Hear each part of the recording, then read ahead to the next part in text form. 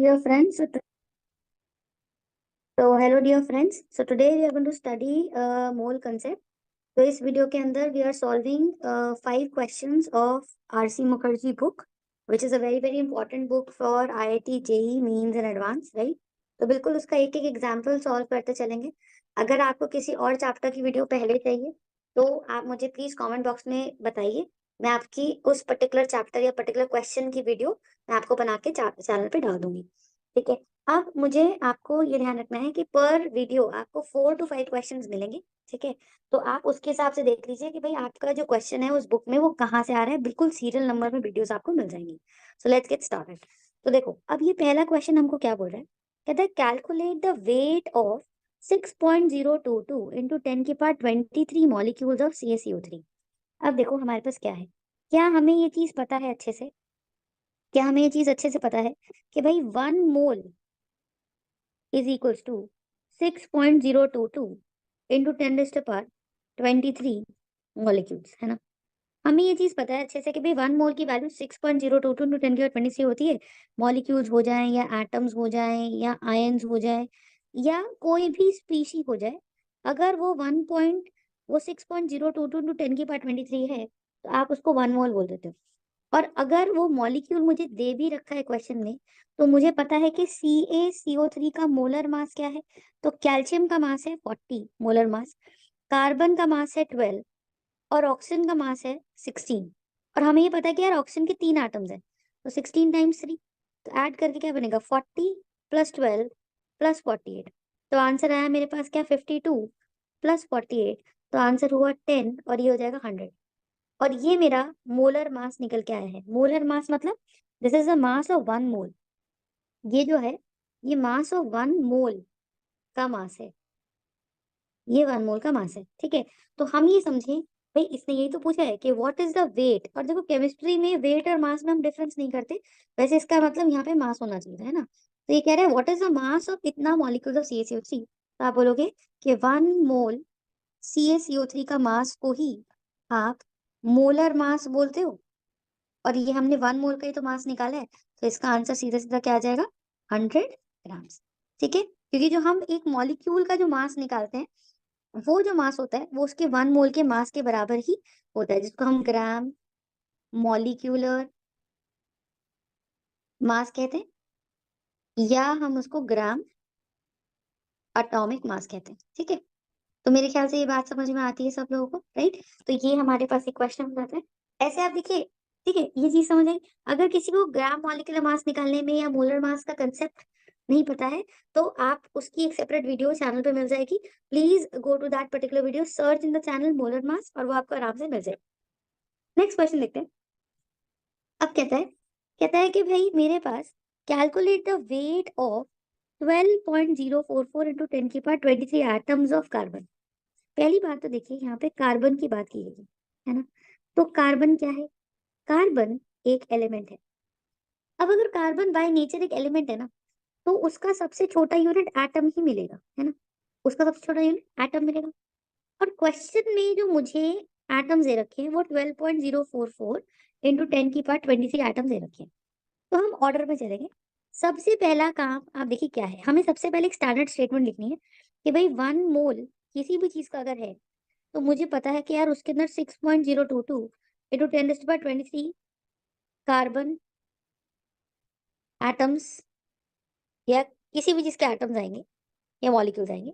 ठीक है। आपने ऊपर वाले क्वेश्चन में हमने देखा कि कुछ भी हो सकता है, it could be atoms molecules etcetera. And इसका जो मास है वो ग्राम एटॉमिक मास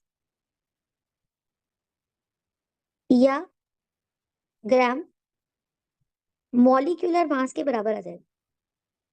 ठीक है। या तो वो मास ग्राम एटॉमिक मास के बराबर आ जाएगा या वो मास ग्राम मॉलिक्यूलर मास के बराबर आ जाएगा। ठीक है। अगर गैसेस होती तो उसका वॉल्यूम 22.4 लीटर्स हो ही जाता, ये अपने को पता ही है। तो यहाँ पे हम इसको यूनिटरी मेथड से भी सॉल्व कर सकते हैं और एक स्टैंडर्ड अप्रोच भी लगा सकते हैं। अब मैं ना आपको दोनों मेथड बताती हूँ उसके। देखो इसमें यूनिटरी मेथड से अगर हम सॉल्व करें तो यूनिटरी मेथड से हम कैसे अप्रोच लगाएंगे। देखो यूनिटरी मेथड से हम बताएंगे। अच्छा एक चीज अपने को याद रखनी है कि कार्बन का मोलर मास 12 ग्राम्स होता है ना। कार्बन का मोलर मास 12 ग्राम्स होता है।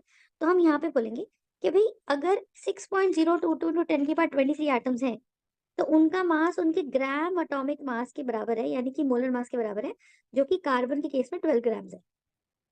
आप ये समझो कि मेरी पहली स्टेटमेंट जो आती है ना क्वेश्चन को सॉल्व करने की, उसमें मुझे स्टैंडर्ड स्टेटमेंट से, जो मेरी स्टैंडर्ड स्टेटमेंट 1 मोल वाली, इससे मुझे शुरुआत करनी है, इससे मुझे शुरुआत करनी है।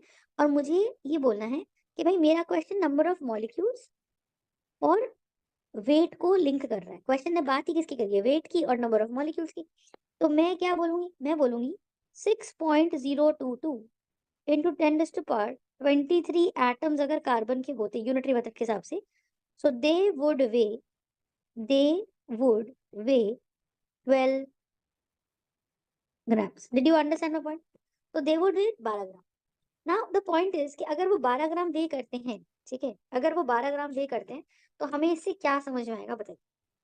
ठीक है, हमें इससे क्या समझ में आएगा कि अगर वो 12 ग्राम वे करते हैं तो दैट इज कार्बन। ठीक है, तो मैंने, अब देखो, अब इसमें बात है कि मैम हमने नंबर ऑफ एटम्स की अगर बात करी, तो हम नंबर ऑफ एटम्स को लेफ्ट पे रख रहे हैं और हम मास को राइट में रख रहे हैं स्टेटमेंट बनाते समय। ये तो हो गया मेरा राइट, है ना? ये मैं एक्सप्लेनेशन जो दे रही हूँ वो मैं सिर्फ इस क्वेश्चन के लिए दे रही हूँ। आप आगे वाले क्वेश्चन में बिल्कुल स्टेटमेंट सीधा बनाएंगे, और जो हमें लिंक करना है वो लेफ्ट में रख दिया हम लोगों ने। बोलो हाँ है ना? तो ये लेफ्ट में रख दिया और ये मेरे पास क्या आ जाएगा? ये मास आ जाएगा। तो मैं ये बोल रही हूँ, मैं ये बोल रही हूँ कि भाई हमारे पास 6.022 to 10⁻23 atoms, they would weigh 12 grams. तो यूनिटरी मेथड में हमको यहाँ पे 1 बनाना है, तो हम क्या करेंगे? डिवाइडेड बाय बोथ साइड्स करते हैं ना मैथ्स में, तो हम क्या लिखेंगे? 6 पॉइंट, तो देयर बाय 1 एटम, तो यहाँ पे लेफ्ट साइड पे 1 बनाना होता है हमेशा। तो 1 एटम वुड वे 12 अपॉन, तो दोनों तरफ डिवाइड कर दे 6.022 इंटू 10⁻23 से। बोलो, तो 1 एटम वुड बी इतना। समझ में आई? तो हमारे पास कितने एटम्स दे रखे हैं क्वेश्चन में? हमें एटम्स दे रखे हैं 12.044 इंटू 10⁻23 एटम्स वुड वे। तो दोनों तरफ अगर मेरे को 1 से 12.044 बनाना है, तो मैं क्या लिखूंगी? 12 upon 6.022 into 10⁻23 into into 12.044 into 10⁻23। ठीक है, बस हमने इसको सॉल्व कर देना है। और अब आप देखो 10⁻23 से 10⁻23 चला गया, ठीक है, और यहाँ से कैंसिल होके 2 चला गया, तो मेरे पास आंसर आ जाएगा 24 ग्राम्स, क्योंकि 12 टाइम्स 2 इज 24। क्या मेरी बात समझ में आती है? तो ये तो हो गया हमारा यूनिटरी मेथड का क्वेश्चन। ठीक है, इसको आप यूनिटरी मेथड से भी कर सकते हो। ठीक है, अब इसी क्वेश्चन का अगर मैं आपको दूसरा वर्जन सिखाऊं, तो आप देखो इसी क्वेश्चन का दूसरा वर्जन हमारे पास क्या है? इसी क्वेश्चन का दूसरा version will be not the unitary method. ठीक है, इसको रब कर रही हूँ मैं भी। इसी क्वेश्चन का दूसरा version will not be unitary method. इसी क्वेश्चन का दूसरा version will be a direct formula based approach. ठीक है, अब जितने बच्चों को, देखो, किसी को यूनिटरी मेथड समझ आ जाता है, किसी को फॉर्मूला समझ आ जाता है। आप जैसे करना चाहो वैसे कर लो, है ना? तो अब मैं आपको देखो दोनों मेथड बताती हूँ। अब इसमें क्या सीन है, देखो, हमारे पास जैसे मैंने बोला कि भाई मेरे पास एक स्टैंडर्ड फॉर्मूला है। सबसे पहला फॉर्मूला लगाने का रूल होता है n is equal to the number of moles. And number of moles का फॉर्मूला क्या रहता है मुझे बताइए? Number of moles is equal to given mass in the question upon gram molecular mass, gram atomic या gram molecular मास, है ना? एक तो क्वेश्चन ये है। दूसरा फॉर्मूला क्या रहता है? Given particles upon 6.022 into 10⁻23। और एक और फॉर्मूला रहता है given volume in the question. देखो, given volume in the question हमारी स्टैंडर्ड वॉल्यूम के बराबर हो ना हो। स्टैंडर्ड क्या है? स्टैंडर्ड हमारे पास है 722.4। स्टैंडर्ड है हर मॉलिक्यूल का अपना ग्राम एटॉमिक या ग्राम मॉलिक्यूलर मास। स्टैंडर्ड क्या है? 6.022। 1 मोल की जो वैल्यू है, ये पूरी स्टेटमेंट में जो नंबर्स आ रहे हैं ना भाई, ये स्टैंडर्ड है ना? अब क्वेश्चन में जो दे रखा है वो गिवन मास है, वो तो चेंज हो सकता है। जो गिवन पार्टिकल्स है वो चेंज हो सकते हैं। गिवन वॉल्यूम क्वेश्चन में कुछ भी हो सकती है, 10 लीटर 5 लीटर, ये चेंज हो सकती है। तो ये आपको समझ आना चाहिए, दिस इज गिवन वॉल्यूम। और नीचे आ रहा है मेरे पास 22.4 लीटर्स। तो नीचे मैंने लिखे हैं सारे वैल्यूज, ये नीचे जो वैल्यूज लिखे गई हैं ये सब स्टैंडर्ड वैल्यूज। ये भी कैसी वैल्यू? स्टैंडर्ड है। ये भी कैसा है? Standard mass. तो बस अब आप देखिए क्वेश्चन में, अब मेरा question again according to this question it is linking the number of particles. तो मैं स्टैंडर्ड से उठाऊंगी नंबर ऑफ पार्टिकल्स और वेट, वेट मतलब मास। अब मेरे फॉर्मूले में आप देखो क्या है, मेरे फॉर्मूले में सिर्फ वेट, मेरे क्वेश्चन में वेट और पार्टिकल्स की बात हो रही है ना, क्योंकि मेरे क्वेश्चन में वेट और पार्टिकल्स की बात हो रही है, तो आप समझो ये रहे पार्टिकल्स और ये रहा वेट। बस मुझे इन्हीं दोनों को इक्वेट करना है, क्योंकि इस पूरे फॉर्मूले में है तो सारे ही इक्वल, n बराबर दिस बराबर दिस बराबर दिस। तो आप इस बात को समझो, n is equal to given mass by given atomic mass is this is this. ठीक है, तो आपको ये चीज बहुत अच्छे से समझ में आनी चाहिए। ठीक है, अब आप देखिए, तो n निकालना है। n का मतलब नहीं है यहाँ पे कि क्वेश्चन ने n यानी कि नंबर ऑफ मोल्स की बात ही नहीं करी। क्वेश्चन ने सिर्फ वेट और नंबर ऑफ पार्टिकल्स दिए, तो मैं सिर्फ इन दोनों को इक्वेट करूंगी और बात खत्म। अगर क्वेश्चन मुझे नंबर ऑफ पार्टिकल्स और गिवन वॉल्यूम की बात कर देता, तो मैं इन दोनों फॉर्मुलेस को इक्वेट करके आंसर निकाल देती। तो फॉर्मूला बेस्ड अगर क्वेश्चन लगाना तो कैसे करेंगे, ऐसे करेंगे। तो ये बोलते हैं कि गिवन मास, तो गिवन मास तो मुझे पता नहीं, क्योंकि क्वेश्चन कह रहा है कैलकुलेट द वेट। तो अगर कैलकुलेट द वेट करना है तो मैं क्या करती हूँ, लेट उसका मास बी एक्स, है ना, गिवन मास कुछ तो मास होगा इतने पार्टिकल्स का, let that mass be x divided by carbon का स्टैंडर्ड मास कितना है 12, इक्वल टू गिवन पार्टिकल्स कितने हैं 12.044 इंटू 10⁻23। इतने पार्टिकल्स मुझे क्वेश्चन में दिए हुए हैं, डिवाइडेड बाय स्टैंडर्ड पार्टिकल्स 1 मोल में कितने हैं 6.022 इंटू 10⁻23। ठीक है, तो आप इस बात को समझो कि ये मेरे पास ये है। अब इसको कैंसिल करते हैं, और 6.022 को कैंसिल करेंगे तो 6 2 12 अप्रोक्सीमेटली 2 से चला जाएगा। तो मेरे पास इक्वेशन बन गई x/12 इज इक्वल टू 2/1। तो अगर हम इसको क्रिस क्रॉस कर दें तो x shall be equal to 24 grams. x shall be equal to 24 grams. Did you understand my point? तो हमें इस बात का कंसेप्ट समझ में आना चाहिए। ठीक है, तो जब भी हम इस कंसेप्ट की बात करेंगे, जब भी हम इसकी बात करेंगे, तो आप देखो दोनों ही तरीकों से आपका आंसर 24 ग्राम्स आया है। दोनों ही तरीकों से आपका आंसर 24 ग्राम्स आया है।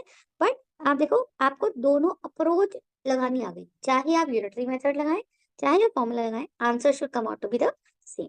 ठीक है, so thank you so much guys. In the next video will be solving question number 3, question number 4 and question number 5, और हम दोनों अप्रोच से सॉल्व करेंगे, चाहे वो हमारा यूनिटरी मेथड हो चाहे वो हमारा फॉर्मूला बेस्ड हो। Right, thank you so much for watching, and please like share and subscribe.